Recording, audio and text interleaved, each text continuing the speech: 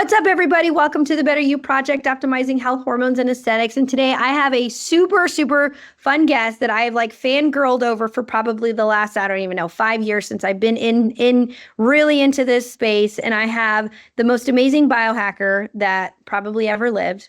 Yes. Oh, stop. Ever lived. No. Yes. So this is Miss Nathalie Niddam. She is a epigenetics coach, podcaster, business owner. She has the most amazing bank of knowledge in her brain.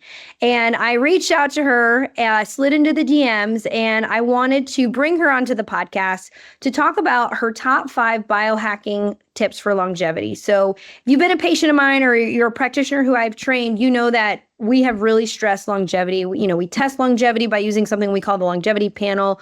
We look at the phenotypic age, and I calculate this on all my patients because it's great to recommend all these different things, but and we're going to get into this, but how do we actually test it, I think, is the most important thing.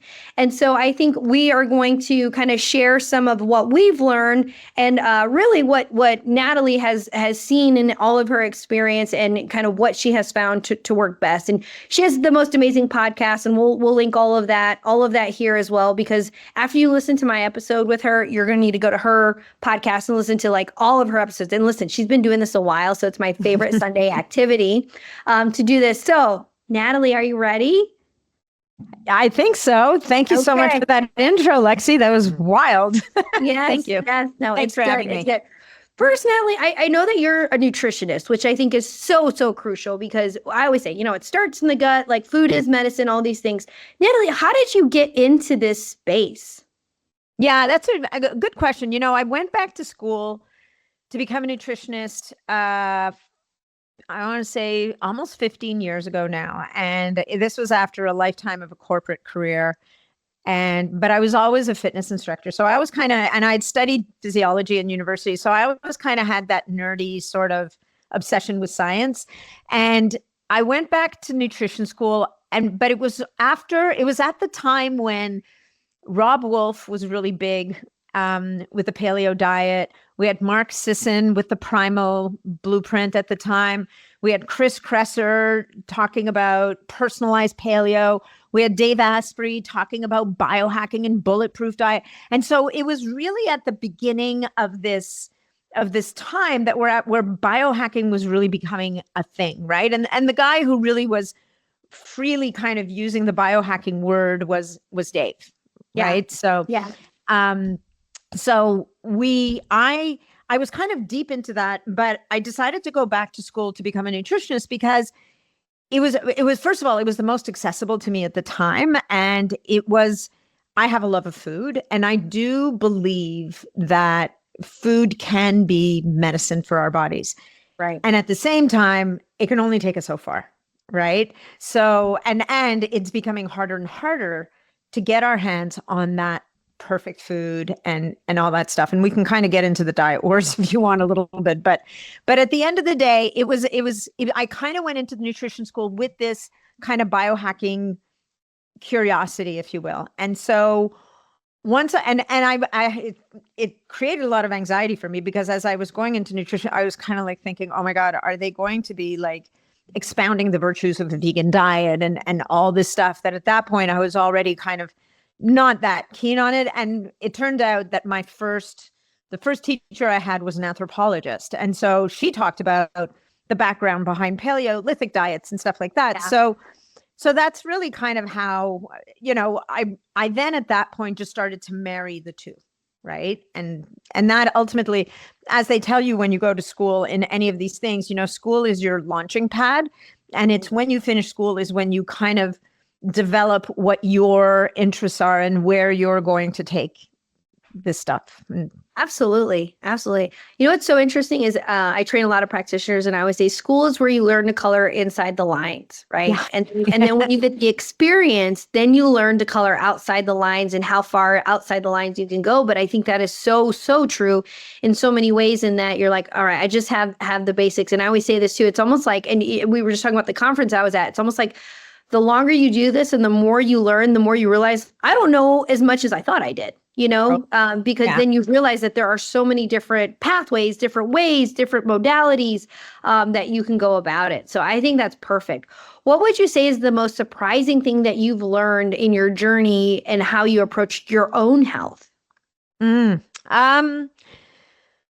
Oh, that's a good question. The most surprising thing I've learned, well, last weekend I learned that my bone density isn't as good as I thought it was.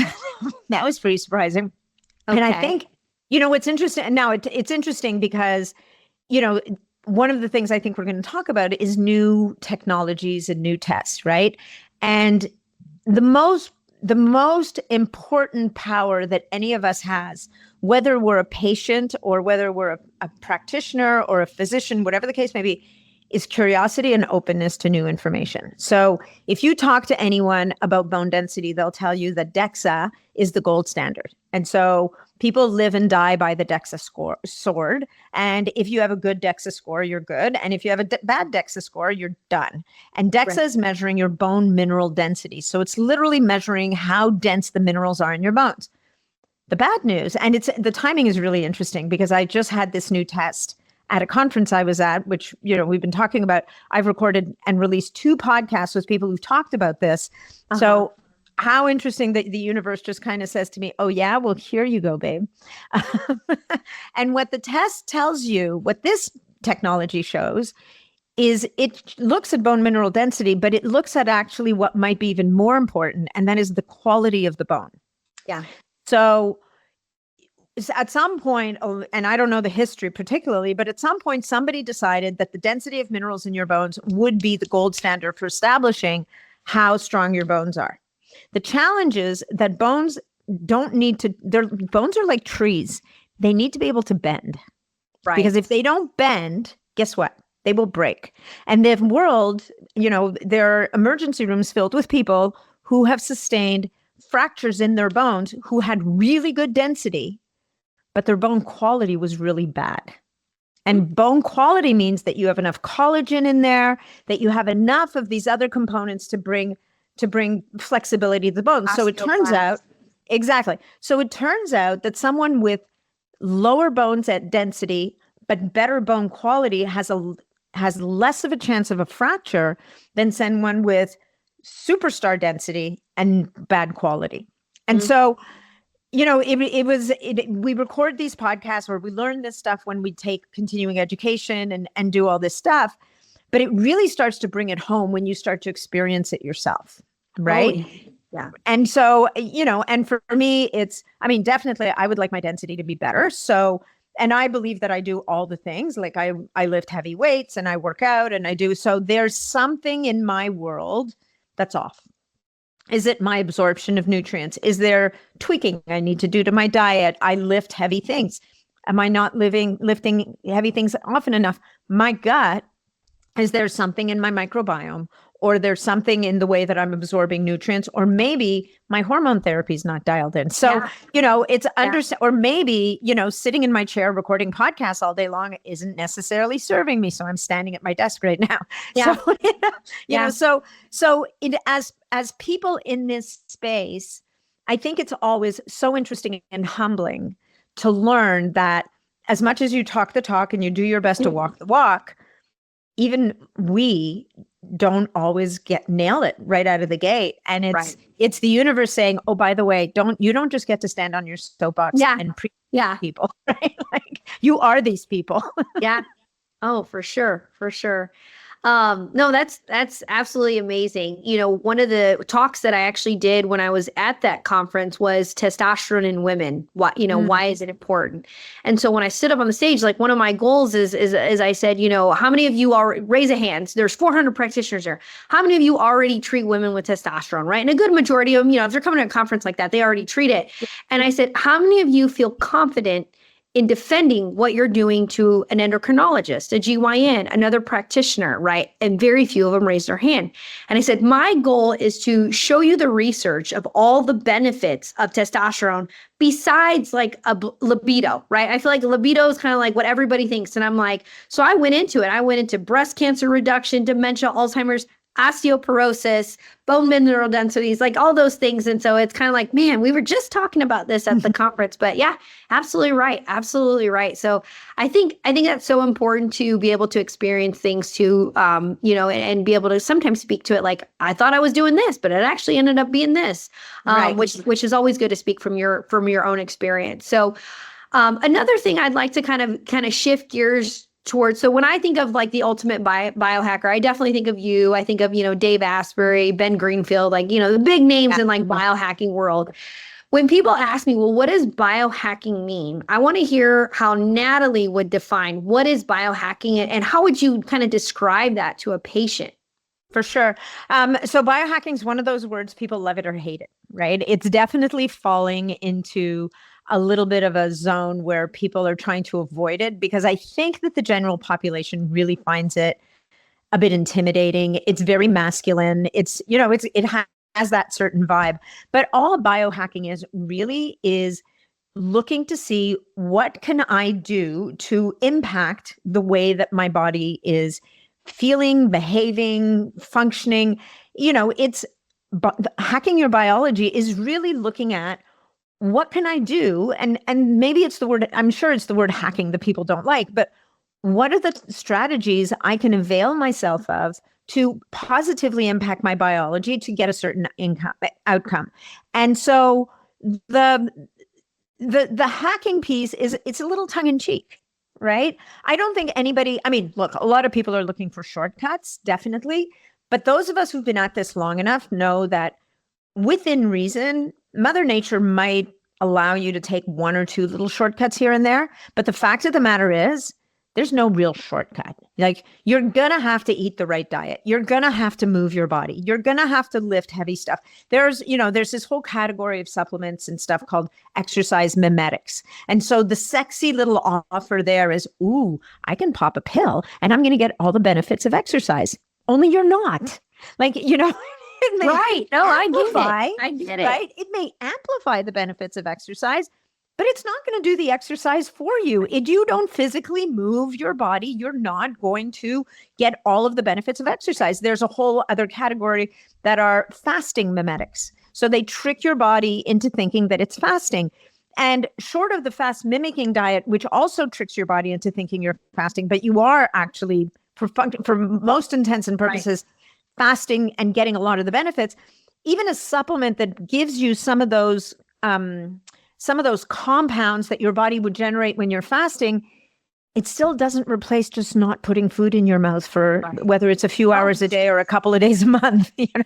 So I think that biohacking it's a very powerful term.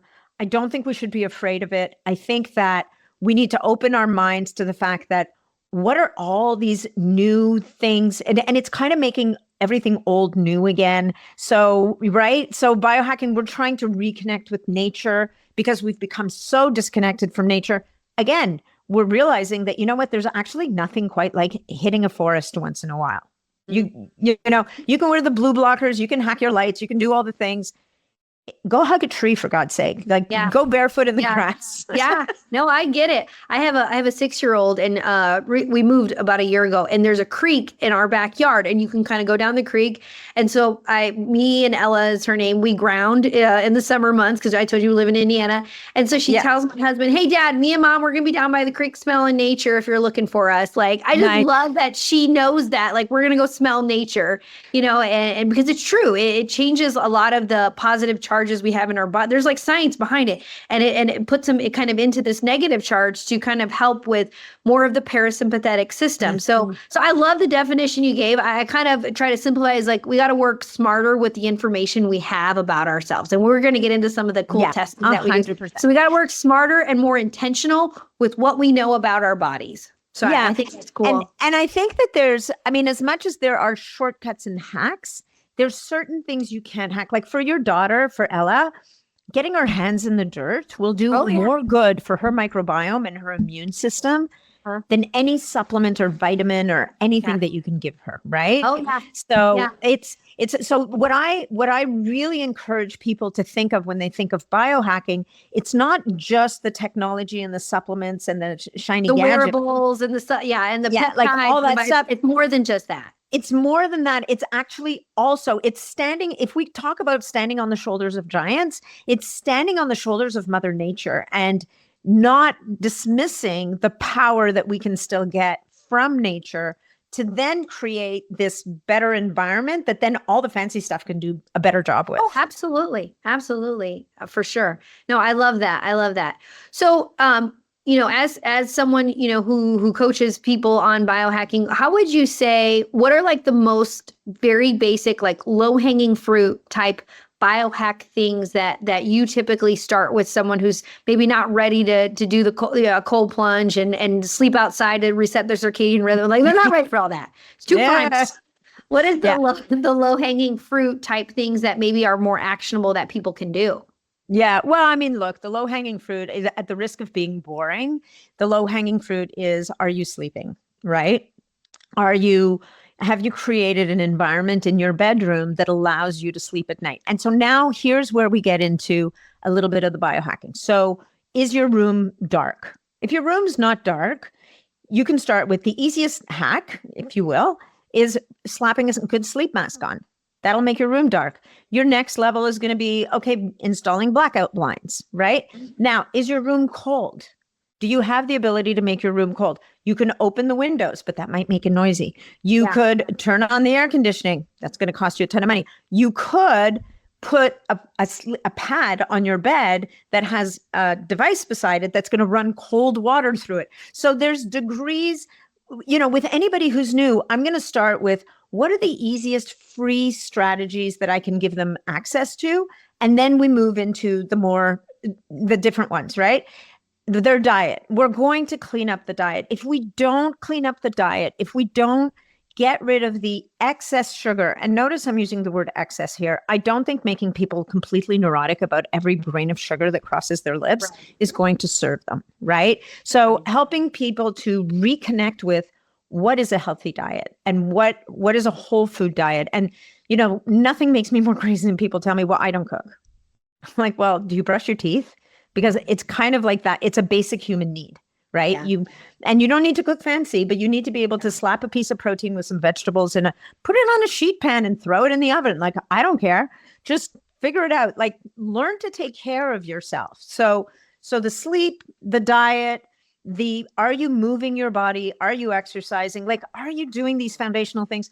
Are you learning, and you mentioned this a minute ago, are you learning to get into a parasympathetic state? Are you learning to downregulate your nervous system so that you can sleep, so that your immune system can kick in when you need it, so that you are not in a constant state of inflammation, so that you're burning up from the inside? Like, can we give people those tools? So again, it could be as simple as teaching someone breath work or getting them to use a vagal stim device. But honestly, I like the breath work better, or the mindfulness. I like people to kind of develop that little skill that they can have even while they're walking down the street, or they're in a situation at work where they're about to go into something really stressful. Do they have the toolkit that says, okay, I'm going to stop for a second. Even if you have to lock yourself in a bathroom stall, right? I'm going to take a really deep breath. I'm going to come back into my body, right? Yeah. And then I'm going to come out and I'm going to set an intention that I know what the outcome is that I want and how am I going to get there? Like just helping people to, because we're so programmed to go, go, go, go, go. Like our phones are constantly clamoring for our attention. The expectation is that we're on all the time. We need to reclaim the power to stop and breathe and then go forward. Yeah. And I think too, Natalie, being an entrepreneur, talking to another entrepreneur, we have to be okay with setting up our own boundaries, right? Oh, yeah. And it's like, we pour so much information on Instagram and podcasts. Like we do it because we love it. And then we're very blessed to be able to do what we love. But at the same time, like it's okay to have boundaries. It's okay to kind of shut down, and it's okay to like, hey, I just need to recharge a little bit. And it's funny because I have 3 kids. When I get home, I just kind of tell them like, wow. Mommy needs 30 minutes. With no talking. And they're actually really good about it. I have teenagers, so they kind of just ignore me anyway. It's usually Ella who's like, okay, I'll be back in 30 minutes. And she sets her timer. And then she's like busting into my room looking for me in 30 minutes. Like she runs a tight ship. She will take over this business when I'm done with it. But anyway, but you're absolutely right. being okay to set up some boundaries, I think is so important, because just as you said, like you're on all the time. So that expectation, that instant, like it's a lot. It's so much, so much. It can be. For Absolutely. Sure. So we talked a little bit about some of the most basic biohacking sleep techniques. All right, I want to hear like, what else you got up your sleeve when it comes to sleep?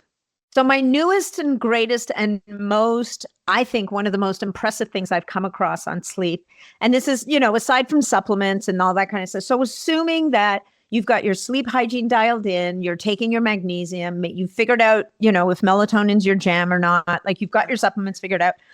When it comes to sleep tech, I came across something last year that is literally, like, to me, it's next level.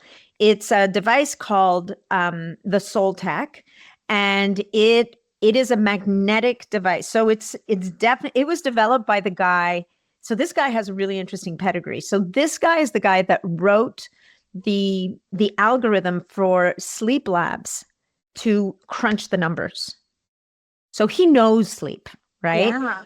He also is the guy that developed the Breathe Right strip. Okay.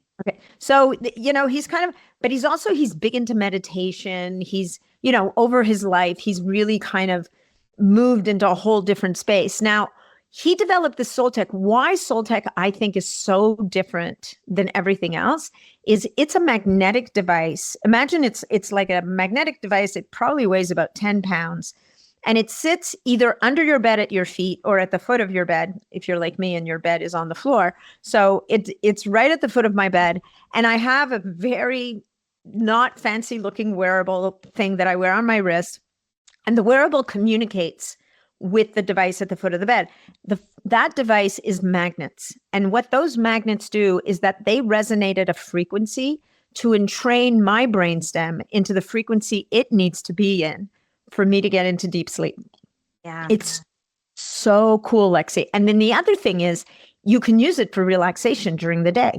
So you can go take a break, put your feet on it or at the foot of it, and just do like a 20, 30-minute reset. So you can meditate with it. You could just do your breath work. And then they now have a program where it takes you through relaxation for 30 minutes before you go to sleep, and it switches into sleep right away. So it's so interesting because, now a lot of people listening to this will go, okay, I'm going to go buy it and tomorrow I'm going to get amazing deep sleep. It's actually a process. It's like developing a new muscle.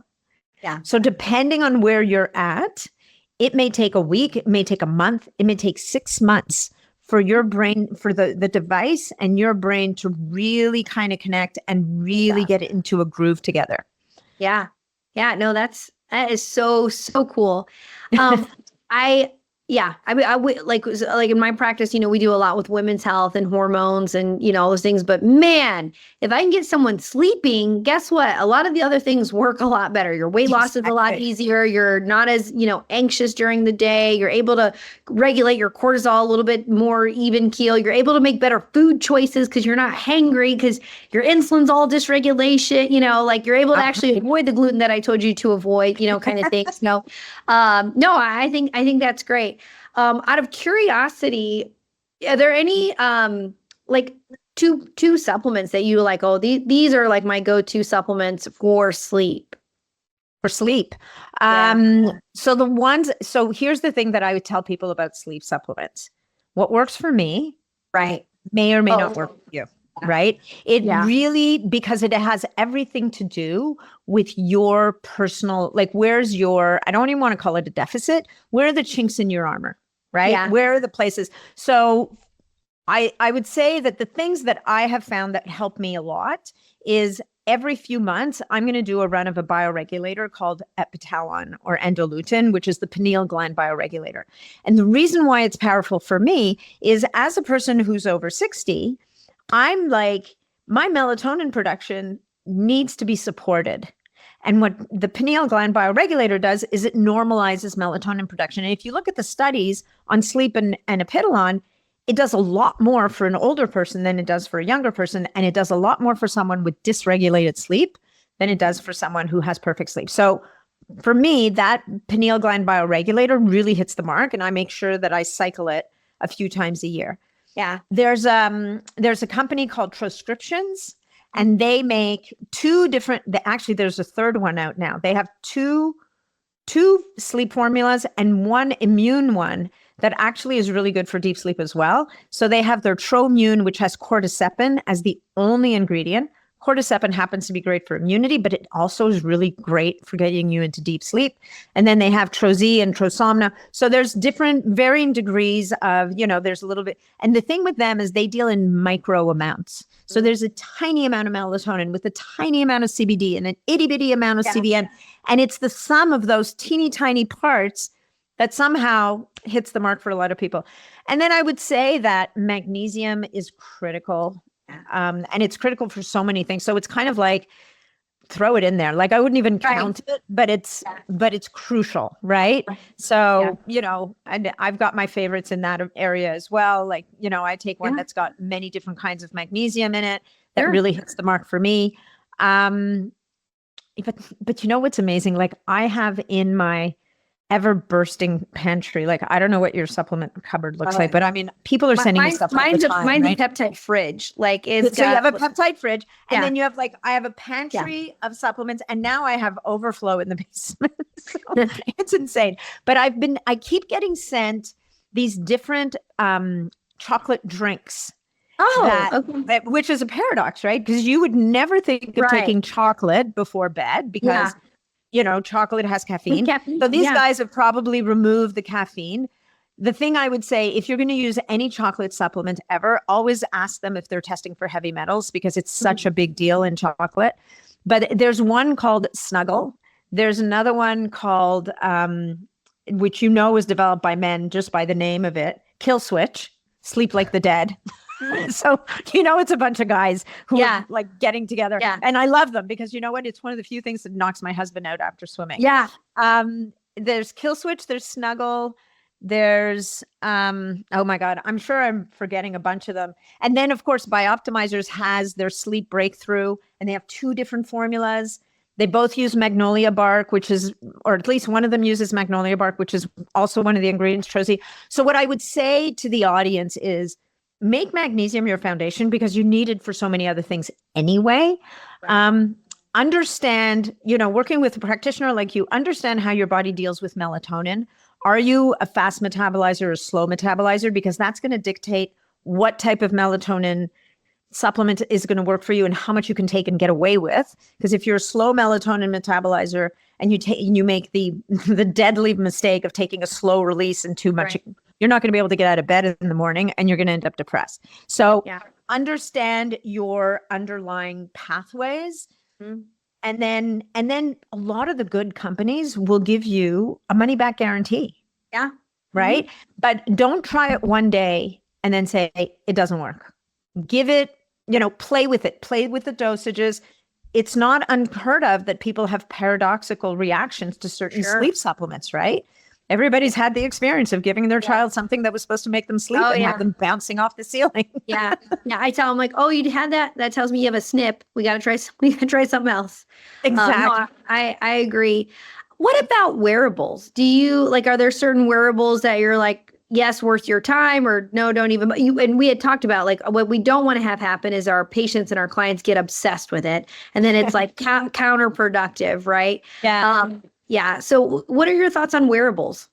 So, so this has been an interesting journey for me. And ironically, Soltech's the one that's really kind of snapped me out of it. So what I've learned is that most of the wearables out there when it comes to sleep, have a threshold for deep sleep that's much too high. So when you start working with Soltech and let's say your whatever ring, I don't want to name names, but I'm telling you, all of them tells you got 2 hours of deep sleep last night, Soltech's going to call BS on that. Really? Because Soltech's threshold for deep sleep, so think about it, right? It's about where are we setting that threshold is much lower or higher or whatever the case may be. It's a heck of a lot harder to get a deep sleep gold star from Soltech than it is from anything else. What I'll say about the wearables is be mindful that it is feedback, right? So don't get hung up on the numbers, and commit to one, right? And until your wearable tells you, like mine did, that I had a 25-degree fever for 3 days in a row, which if I had, my head would have been on fire basically. So I knew we had a problem. So use your judgment. So, but use your wearable as a way to, what happens when I do this? Is it better or is it worse? Don't get hung up on the numbers. Just what is it? What's the feedback? Right. So the rings tend to be the easiest for a lot of people to wear, especially going to bed. But there's some good wrist wearables too. I mean, like I have to say, as much as I'm not a huge fan, Apple continues to raise the bar on the data that they're providing with the Apple Watch. I don't wear one. It's too big and bulky. It's just got too much going on for me. Yeah.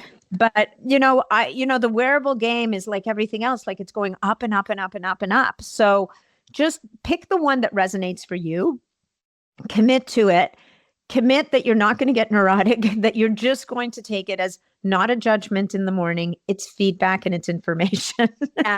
And know that it's limited. It has its limitation. I think that's perfect. I was talking to one of my buddies who's a cardiologist this weekend, and he says, I asked him, I was like, do you want to join our circle? And he says, I feel like every time I saw a bad score, it put me in a bad mood the rest of the day, and so it's kind of like, okay, so I agree.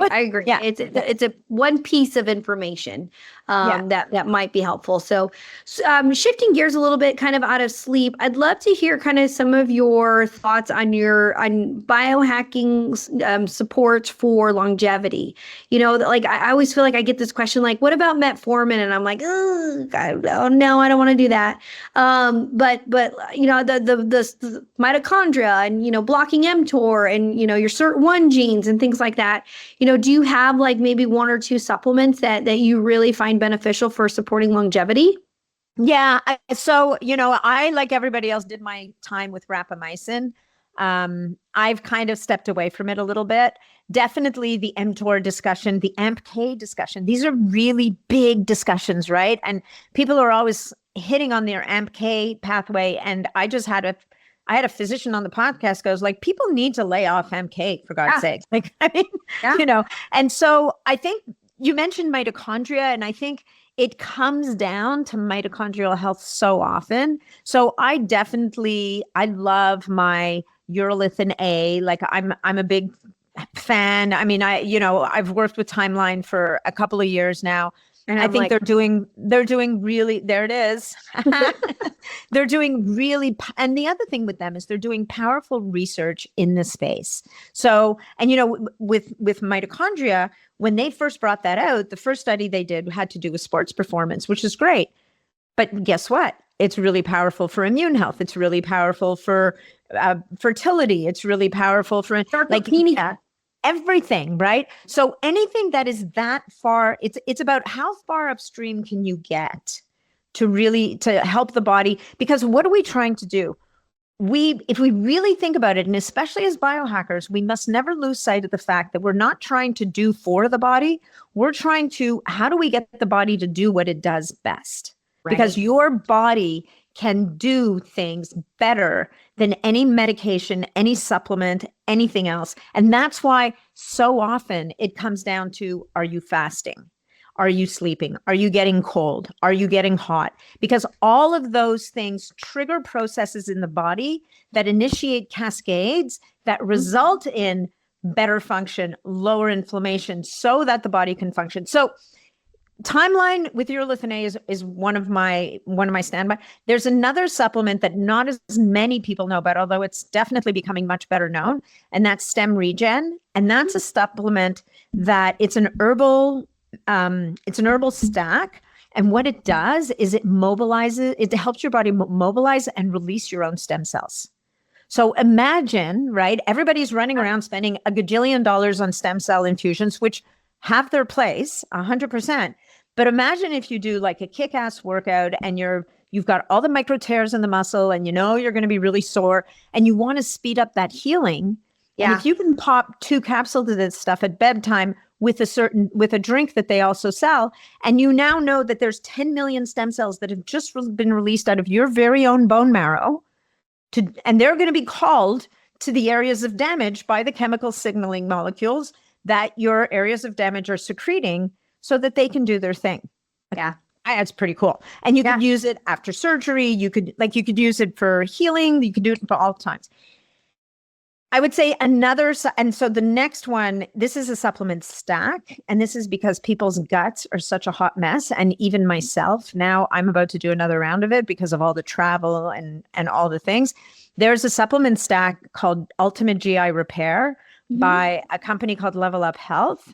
And it has in it peptides. And it's all about healing the gut and supporting gut health. And so it's got the BPC 157, the KPV, the lorazepatide, it's got GHK copper, then it's got tributyrin, it's got glutamine. So for those of you who think I'm speaking Chinese, although I'm guessing a lot of your audience are pretty savvy about this stuff, we're now hitting all the major marks of reestablishing gut integrity. And then I would say another supplement would be a good digestive enzyme. Right? Yeah, no, that's perfect. Out of curiosity, what are your thoughts, feedback on like Fatty 15? I'm undecided. I mean, definitely the data that they're putting out, the research that they're doing, it's very powerful. I get a little gnarly sometimes when people put down other compounds to elevate themselves. And I saw something from them recently that was putting down actually another supplement that I think is wildly important. And it was a category of the plasmalogens. I'm sure you know Dr. Dayan Goodenow. He was just at the conference with me. We had lunch. Oh, yeah. He's amazing, right? I mean, the work he's doing is so powerful, moving the needle for people who have some of the most challenging conditions like ALS, Parkinson's, autism, dementia, like all of the Alzheimer's, like everything, and doing it in a way that is so heart-centered, right? Creating a center where people can come and live for 3 months and be taught how to live with their disease and get tested and use these precursors that we've all become deficient in that help to rebuild white matter and brain matter. I mean, what could possibly be more important in a longevity journey, right? Yeah. So going back to Fatty 15, I think it's really interesting, and I'm very open to the possibility that it is a missing component. Yeah. But I get a little. Yeah. No, I hear you. I hear you. You know, I don't. I just don't put other people down. Just tell me what's good about your stuff. But their research is compelling. Like it's really good. Definitely. No. So here I'm going to share some clinical information with you, which I think I get to check labs and we do something in our practice called the longevity panel. It's through the Boston Heart. It's what I've coined the longevity panel. So there's certain LP(a), ApoE, ApoB, MTHFR. All the things. Yeah. What's fascinating is I had patients on fish oil by a company called Metagenics, works really well, all those things. I had switched a lot of those patients over to just Fatty 15 in that they had said, Fatty 15 should be pretty sufficient for most people. And the amount of decreases in EPA, DHA, and omega-3 that I've seen has been extremely eye-opening. So now what I'm having to do, but the crazy thing though, Natalie, is people feel good on Fatty 15. They sleep better because it acts on the endocannabinoid system of the brain. They report feeling better. We have an aesthetic side. Our aesthetic nurse, she's like, a lot of times their skin clears up kind of thing. Nice. So I'm like stuck between a rock and a hard place because I'm like, well, do I put them on Fatty 15 with fish oil? Do I, do I switch them all back to fish oil? What's crazy is I love the data, which is why I was telling you why we run the phenotypic age calculator, because I'm like putting someone on ozone and methylene blue. I want to see if I can reverse their age doing this. But it's fascinating because now I'm like stuck. I'm like, okay, so they feel good on Fatty 15, but their levels are like in the fucking toilet now. So like, now what do I do? So yeah, I don't know. Let me offer you something that you probably don't know about, and it's a political reason why you don't know about it. So there's another source of omega-3s, but it's mammalian. So it's from mammals. So I think that a lot of the issues we may be seeing with fish oil, and a lot of the reasons why often it doesn't deliver on the promise, right? Yeah. Like a lot of the studies, it's like it should do this, but it sort of does, but it doesn't, right? Yeah.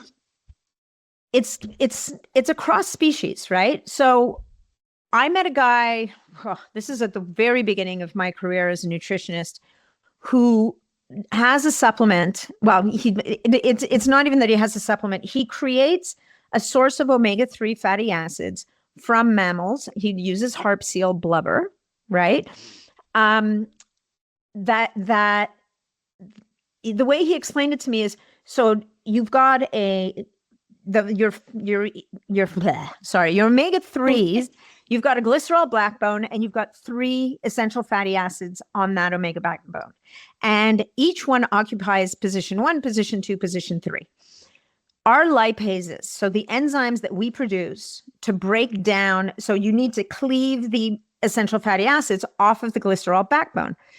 The lipases we produce are looking for the EFAs. So now it's been so long, I don't remember exactly which one it is, but they're programmed to look for the EFAs on specific positions of that backbone.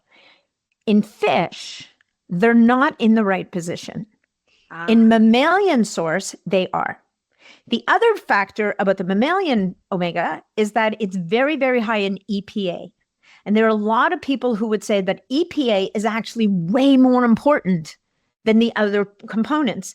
And so this guy actually has a foundation for autistic kids and has taken children from nonverbal to verbal using this product. The problem that we have is that politically, hurting baby seals that are super cute, way cuter than fish, is a very charged subject. And, these are sustainably harvested. They're not clubbed and beaten to a pulp, but at the same time, there are laws, like you're not allowed to import seal products from Canada into the US.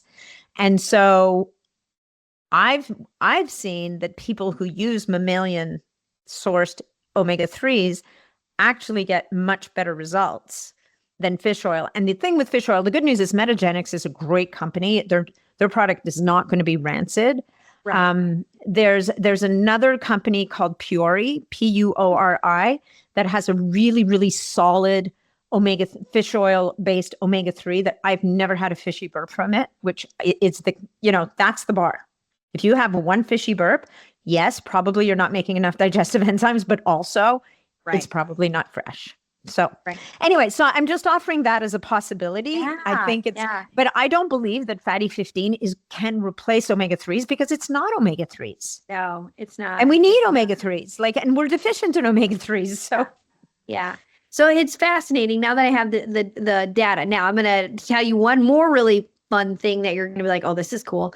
I have a patient where I did her longevity panel. And I also have her on prodrome neuro and prodrome glia. Yep. The plasmalogens. And I have I'll have an upcoming longevity panel with her probably in a couple months. And she's been on it.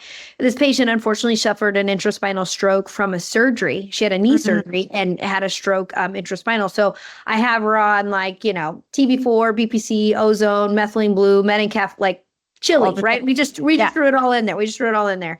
But the most recent thing that I put her on was the plasmalogens. So I'll be really interesting now kind of you have said all that. I'll be really interested to see what changes that will occur on her longevity panel from the fatty acid balance test on the longevity panel. So well, and the thing with the plasmalogens, if you had lunch with Dr. Goodenow, I'm sure he told you he has grown his brain. That is a paradox, right? Yeah. Nobody who's aging grows their flippin' brain. Your brain's shrinking, whether you like it or not. And so now he owns the company, so he can afford to take a bottle of product a week. Yes, exactly. So if you're a patient or you're listening and you're a patient, maybe not in our practice, it's a wonderful product. It just, unfortunately, it's price prohibitory kind of thing. Yeah. So, yeah. But it's to at least do, and you run the test, right? The plasmalogen. Mm-hmm. Yes. That test in and of itself is fascinating because you get so much information. It's not you're high or low in plasmalogens. It's looking at your uric acid. It's looking at your oxidative stress. It's looking at so many different things to give you as the physician such a complete picture of what's going on with your patient. Like it's pretty fascinating. It's a lot. Oh, I love it. Okay, we're almost done, but we're shifting gears a little bit because I have the princess of bioregulators on the call. So we got to ask, Natalie, can you explain to the listeners what is the difference between a peptide and a bioregulator? Sure. So a bioregulator, first of all, is a peptide. It's just a really little peptide. It's like super small. So a peptide, I don't know if you're in the school of a peptide is 100 amino acids or less or 50 amino acids or less, but a peptide is a protein that is relatively small. We have proteins in our body that are thousands of amino acids. So peptides are relatively small proteins. They tend to be signaling molecules. So they act on receptors on the wall of the cell and they initiate cascades from the outside of the cell, typically. And they can even trigger gene silencing or activation from the outside of the cell. What the bioregulator is, it's anywhere from 2 to 4, maybe 5 amino acids. I think that, the science is going to continue to evolve here, but this is 40 years of research. The bioregulators, they are the tiniest of proteins. Their superpower is that they can cross the membrane in the cell, cross into the nucleus, and bind to DNA and activate DNA production of proteins. So the peptide bioregulator is an epigenetic switch. The peptide typically it can't get in there. It's too big. So it can't get into the nucleus. It can't directly act on the DNA.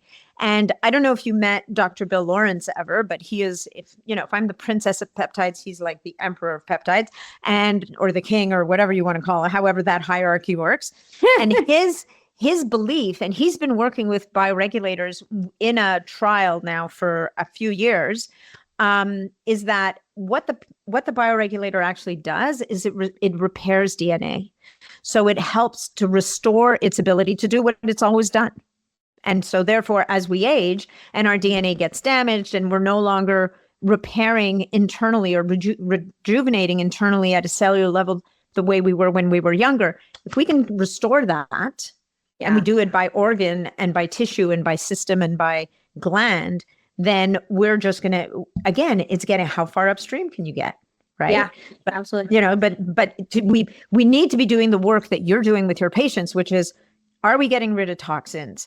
Are we optimizing mitochondrial function? Are we reducing inflammation? Are we creating that landscape that now you bring the bioregulator in and it's like, all right, let's rock and roll and get this ship upregulated kind of thing. Yeah, absolutely. What would you say is maybe your top 2 favorite bioregulators for longevity? Yeah, that's like, so my top 2, and this isn't my thing. This is Dr. Cavinson, who did all the research and discovered bioregulators in the first place.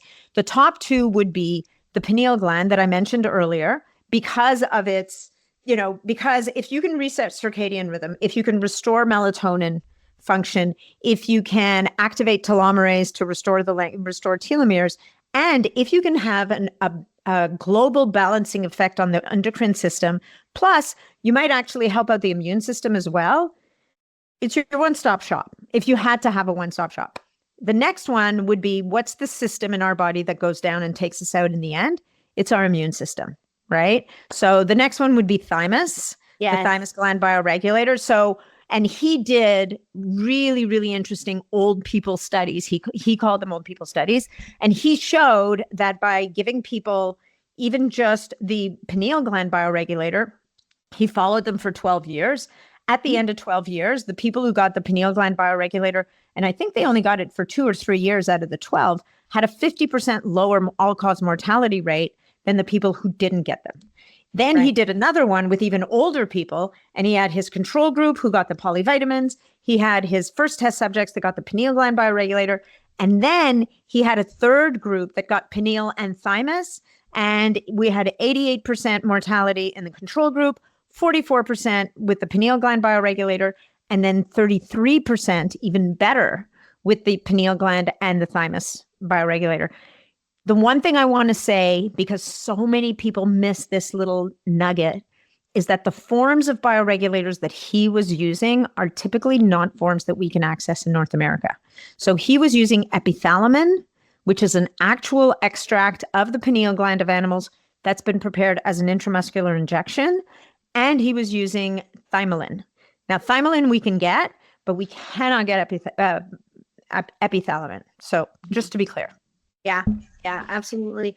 What's interesting is, I was talking about the phenotypic age, and as we get older, I always say, our thymus gland, which sits here in our breastbone, it starts to like involute on itself and it's replaced with fat. That's why, we're going to see a decline in lymphocytes. And that's one of the markers that we're looking at when we talk about aging. So one of the bioregulators we carry, I think it's PHP might be the company, Ecothymus is what we use, but it's amazing how we can kind of see the improvement in the phenotypic age by supporting the thymus and the immune system. So I think that's great. Another one that we use a lot of too is thymosin alpha 1, which is not a bioregulator, it's a peptide, but when I'm talking immune system, I think that's another really good tool in the toolbox for sure.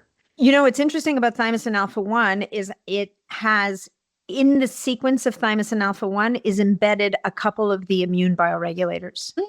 It has those 3 that thymogen embedded in thymosin alpha 1. So as much as thymosin alpha 1 is not technically a bioregulator because it really kind of bumps up that Th1 activity. Yeah. And the bioregulator would just be balancing. It does have bioregulator in it. I think it's a super interesting peptide. Yeah, absolutely. So we've talked about supplements. We've talked about bioregulators. I would love to know maybe your top 2 or top 3 longevity peptides. Well, they're going to be bioregulators. Okay. For me, it's going to be the bioregulators. I mean, with the peptides, I guess, if I had to think about the other peptides as longevity peptides, I think I would move towards the mitochondrial peptides, right? Like the SS31, the humanin, yeah. And then MOTS-c, like I would look at that triad kind of thing. And there's definitely an order of operations there. I don't think you would ever use MOTS-c before you did the work on the SS30 with the SS31 and the humanin. I guess, you would probably use the repair peptides periodically, like your BPC-157 and thymosin beta 4, which is also a thymus peptide, so gives you a little bit of that immune modulation. I know that a lot of people really like the growth hormone secretagogues for longevity. I'm personally allergic to them, so I can't use them, which makes me very, very sad. But I do think from a longevity perspective, it's even, it's an interesting discussion between exogenous growth hormone in small amounts versus those growth hormone secretagogues. I definitely think there's a safety profile to the growth hormone secretagogue because it's tapping into your body's own production, right? Right. But if you're working with the right physician, maybe exogenous growth hormone is right for you. I think when we're talking about something that's so anabolic, like it has the potential to grow things, as the older we age, the more damaged DNA we have, the more chances of any kind of cancer growing. You have to now be working with a physician who's going to help you. And the good news is we have amazing tests that are coming out in this area who's going to keep screening for any kind of malignancy so that you don't inadvertently start growing the wrong thing. So yes. Yeah, absolutely. Speaking of testing, I know one of the biohacking secrets that we had talked about kind of before our call was some of the cool tests that we can maybe focus on for clients and patients. Do you want to talk a little bit about that? Yeah, I think the testing landscape is one of the most, next to the regenerative space with all the exosomes and the stem cells and all the things, it's one of the most exciting areas of the, whether we want to call it biohacking or longevity medicine or whatever you want to call regenerative medicine. I think testing is becoming such an incredible space. Like you can now be at home. They've got these little gizmos. You stick it into your arm. It's got a little test tube hanging off of it. It'll actually take a sample of your blood. You'd send a test tube of blood. You didn't even have to have a phlebotomist come to your house, right? So, there's guys like Cyfox will do that. But then you have companies like Theriome that's looking at metabolomes in the body, like 12 different areas, and giving you insight in your mitochondrial function and how well are you absorbing nutrients. And and then you've got things like MeScreen that's looking at how well is your mitochondria working, and then sitting with you and suggesting some interventions and then offering the retest. Like I think that stuff's really cool. On the cancer side, I think the imaging that's coming out, like I just recorded a podcast with Dr. Jen Simmons, who, guess what, ladies? You no longer have to have your breasts irradiated and mashed to within an inch of their existence, which fundamentally is kind of not healthy. You can go for a QT scan, which is completely harmless. And oh, by the way, can see through dense tissue that mammograms cannot. Or you can get a tear test, like the ARIA test. You can put a little piece of blot paper in your eye. And it turns out that women who have breast cancer will secrete 2 different proteins in their tears. Like, it's mind blowing what's coming out. And that's just like a handful of them, right? Yeah. So, you know, for people like you in clinic, like you now have a better ability to see what's happening with your patients, both by bringing them in, but sometimes just by having them do stuff at home. You know, the microbiome testing is becoming crazy. So one of the cool things that I'm like, you know, gearing into is like genomics. So there's a test called I think it's IntelX with like 2X because it was made by 2 women. And so there was I was like, that's clever. There was an amazing speaker physician. Her name is Dr. Laura Lyle. I don't know if you recognize the name. Brilliant pharmacist and doctor. Okay. Brilliant woman. I literally can hear her talk all day. And she was she went through all these case studies on how she actually did a genomics test on this young, healthy guy.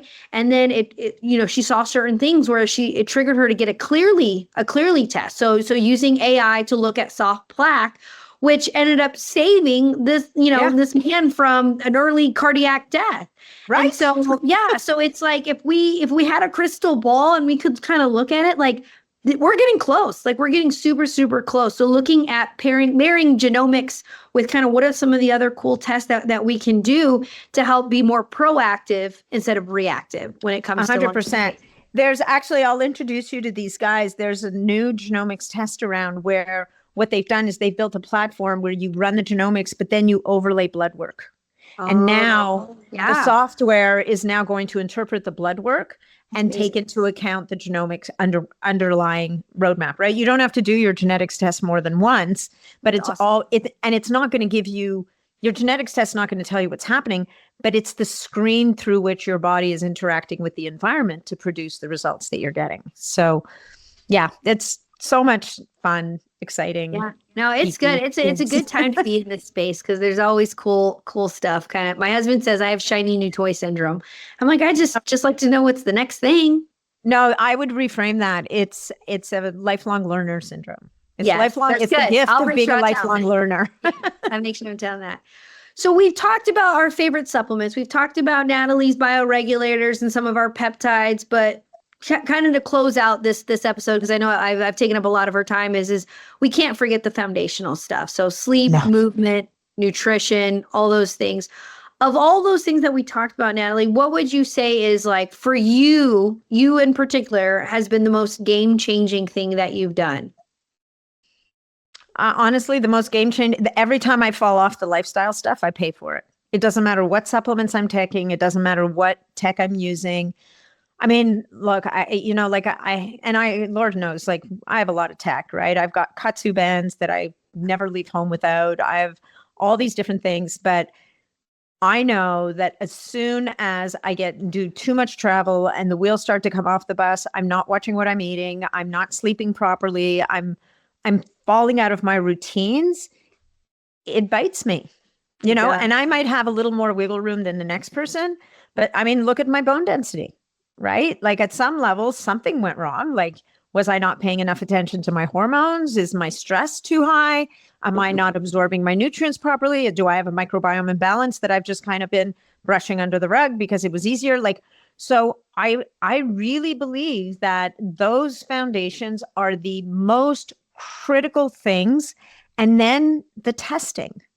You got to see what's happening under the hood, because especially if you're a high performer, you're running on, like, we've got energy. I have no shortage of energy on any given day. I'm not tired ever, but I need to make sure that I'm looking at what's happening under the hood, because the trouble that could be brewing, it will brew for a long time, and there will be hints along the way before it expresses. Right. Yeah.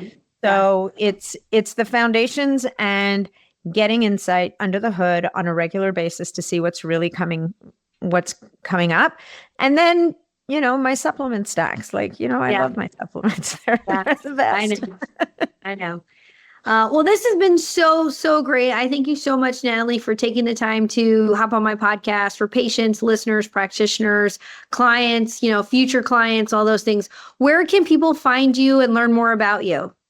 So the podcast Longevity with Nathalie Niddam, as you mentioned earlier, thank you.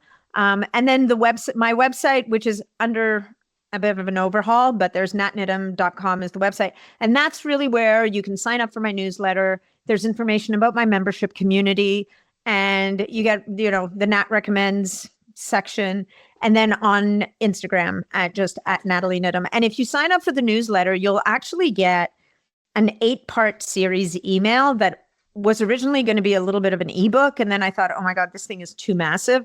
So we just split it up and it's really the foundations of everything we've been talking about. Yeah. And what we did is we positioned it as, here's what you really want to think about before you even jump into bioregulators. So yeah, no, I love it. I get your newsletter. It's like one of my favorite things. And that's me saying that because I get a lot of emails, but I'm like, oh, it's here. Put the podcast in, get it going, all those things. The other thing that you do that I think should be mentioned is you do a retreat. Okay. This is a bucket list thing for me. Like I said, I have 3 kids. So like I'm still like in the rat race of being a mom and dropping kids off and picking, doing all those things. But I tell you what, my assistant, Angie, who has corresponded with you, that's our bucket list. Like my goal next year, I'm like, Angie, we're going underneath the waterfall with Natalie and we're putting mud on each other and we're doing the yoga and the meditation. And I know that sounds like heaven to me. So like my husband does a guy's golf trip. I'm doing this retreat, so so that is also something. Has the one this year sold out already? Yeah, so we're doing you might actually the mud and the waterfall one is the Dominican Republic. I actually haven't done that one in a little over a year now. The one I'm doing is actually in Sedona. And so it's hiking in the mountains and yoga and it's kind of like a medical biohacking. So there's EBU, like the ozone therapy. We do stem cells.